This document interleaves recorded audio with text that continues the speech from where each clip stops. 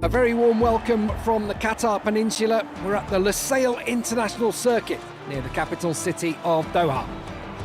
Just a few more moments and we'll switch to the starting straight for the MotoGP class race.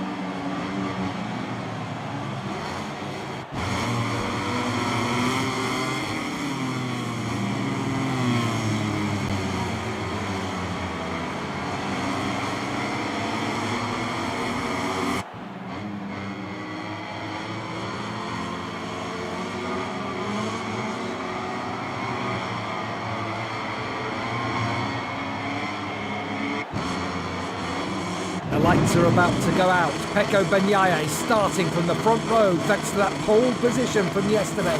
All hell will break loose in a few moments. Quartararo thought better of it. Bagnaia coming it off into the Gert Zimmer chicane for the very first time. 26 laps of this race, one down, 25 to go. Marquez up into 11th, past his teammate already. Oh, Pole's got him back in the chicane, but across the line, it's the Ducati of Pecco Bagnaia who leads them from Quartararo, and then Nakagami, who also has quite decent pace this weekend. Yeah, Nakagami's got a great pace. His issue's always been the first laps of the races. He has qualified better this weekend, but the main thing is he's got that good start, and here we are looking at the man. Taka Nakagami still never had a podium in the MotoGP class. Could today be his day? Joan Mir there in 8th place, but you might have just seen behind him Marc Marquez not too far behind. He's made up 9 spots, the biggest mover from the grid, whereas Savadori has gone backwards 5. He's the biggest loser from the start of the race, although you might say with Maverick Vinales dropping 3 positions, that's massive as far as his race goes, having chosen that soft front tyre. Yeah, he has got it. I've just double checked actually on the screen now. We get a live tyre update. The only rider to choose that tyre. What will that give you? Well, it should give you a little bit more side grip, but you lose braking stability, and the one thing that we know Maverick Vinales is not good at is braking. The Yamaha's almost touched at that point. Looked a little bit dirty, but the fact that Quartararo was coming over to sort of open the corner out, I think will let him off. It wasn't a sudden move, was it? No, it was a general drift, and Maverick had to roll off in that situation with Quartararo ahead of him. So it's Bagnaia leading them through up to the chicane for the second time. He said his favourite corner on the track was turn 8. We were looking at each other before when we were discussing that. We're like, what's going on? But that's where he tried to make the move, didn't he? And you wouldn't have thought that, because the Ducati is labouring in changes of direction this weekend. It was interesting actually listening to the leader, Pecco Bagnaia. He said he's got an incredible pace this weekend. What's that to Rins? Zarco Rins has collision at turn 10. He crashed out of the lead here in 2019. What's gone on here? So, this is inside. Oh, and the right-hander. Oh, that was... Well, it depends who you speak to. Because you speak to Rins now, obviously that's a fair move. It's tight, don't get me wrong, but it's MotoGP. It wasn't like a silly pull-off pass. I'm hoping he doesn't get a lot of penalty for that. I've got a feeling he might though. Right, okay, well we'll keep our eyes on that one. I'm sure they'll say it's under investigation shortly, but as far as we're concerned, that the door's open there, and it's the door's open. Yeah, I think that's the best way to describe it. But with some of the penalties we've seen being given out over the last few rounds, that could be a long lap penalty. It's looking at the moment like Taki Nakagami being a bit of a block for Maverick Vinales there in 4th place. Can Vinales do anything on this run back towards the line through the down slope? This is turn 11, and this sequence of 7 corners back to the start-finish line it's got corners, but it is like a straight, and that's here actually through these fast changes of direction. You thought again Quartararo was maybe going to have a run at bagnaia. You think the Ducati might have the strength on stability on the brakes into the chicane, but he had enough pace and momentum. Yeah, he's in too deep there, so that'll affect his exit, as you can see. Bagnaia then, that wasn't him using the power of the Ducati, it was just the fact that Quartararo was in way too deep. Yeah, he was running, you can't imagine the Yamaha would beat that Ducati in a stopping race into the chicane there, but the momentum, that's where he's got to make the moves. You also saw behind Nakagami held off Vinales and Zarco, who's just set the fastest lap of the race so far with a 1:33.4. You feel like Vinales can drop into the 32. There you are. Oh, right on cue. Thanks for that. Under investigation, the incident between Zarco and Alex Rins. My fear is by giving you 1 lap penalties for what we're just going to call a racing incident, a racing move, it's so difficult for the riders because it's always time to make a pass. You have to commit. The rider on the outside has to sit up a little bit. That's racing, it always has been. You don't want that to now start to spoil our sport. Yeah, and we're all fans of rubbing his racing. You as riders, ex-riders, know, don't you, when something's too much? Yes. You know when someone's done something that's naughty. Yeah, a blatant silly flop, that's where you've been rammed collected, then that's totally different.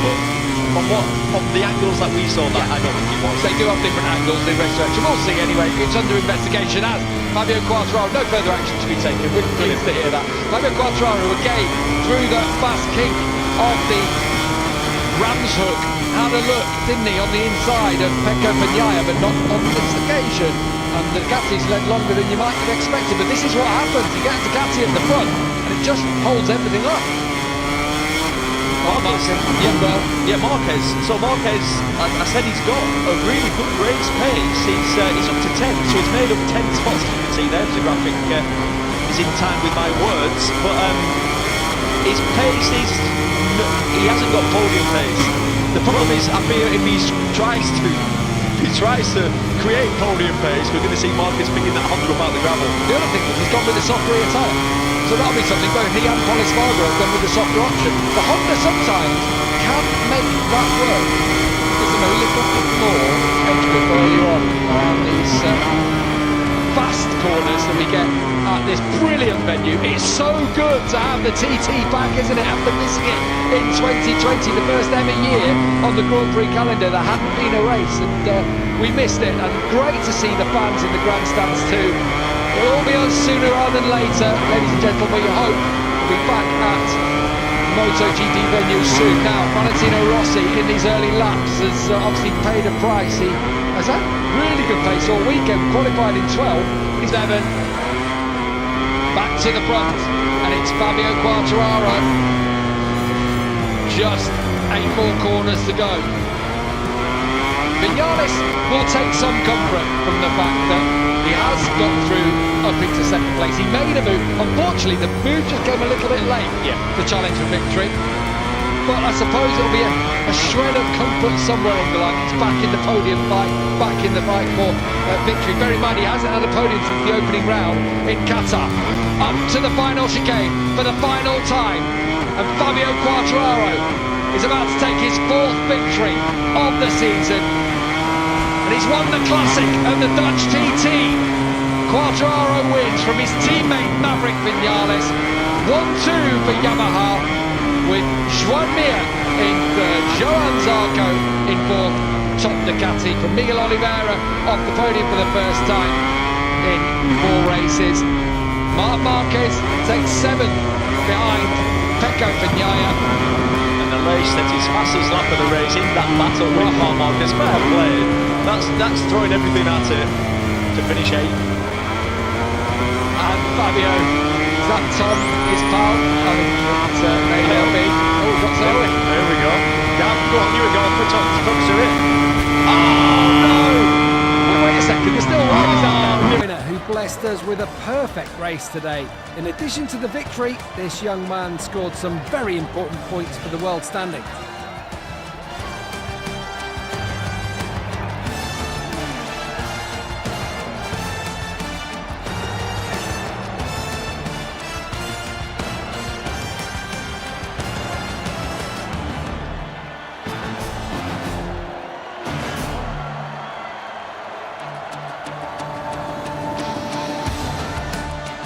been a very busy weekend, and now it's time to congratulate the 3 MotoGP riders who have come out on top. The fans, quite rightly, cheering them on after watching a wonderful race.